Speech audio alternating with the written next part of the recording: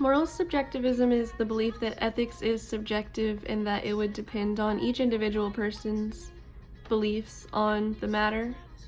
So everyone could have different opinions about things and they would all be equally correct. That would be an interesting world.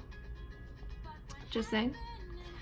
The negative argument being that not being able to disprove something doesn't make it subjective. The example going with alien life forms. Interesting. So there's a lot of arguments about alien life because, you know, it does exist, it doesn't exist. Well, the negative argument being that there is an answer to the question and our beliefs don't factor into it. They don't factor into the answer at all. There's a correct answer. We don't know what it is because we don't have what we need to figure it out. And our beliefs don't matter to the correct answer at all. It's not subjective in any way. It's a yes or no answer. Then the positive argument being that believing ethics is subjective would mean that anyone's moral belief would be true for them, and that would allow for behaviors such as torturing babies for fun and being morally allowed to do that.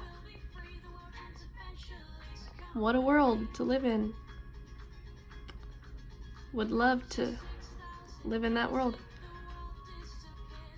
So there's a lot of flaws with subjectivism, especially considering the positive argument. With the negative argument, it's basically just, of course there's an answer, we just can't find it because we don't have whatever we need to find it yet.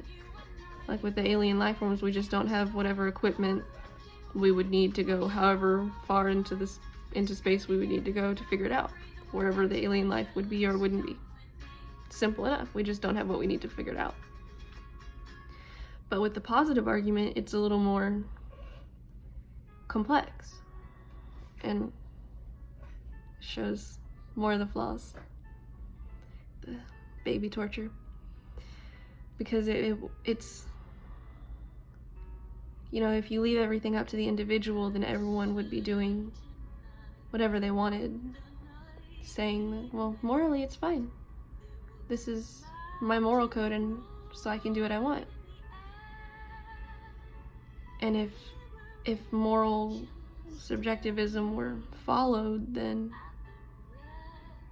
I mean, you know, thank goodness it's not, and we have laws, because baby torture would be a thing, and people could assault each other, and, I mean, of course people do anyways, but there are punishments for it.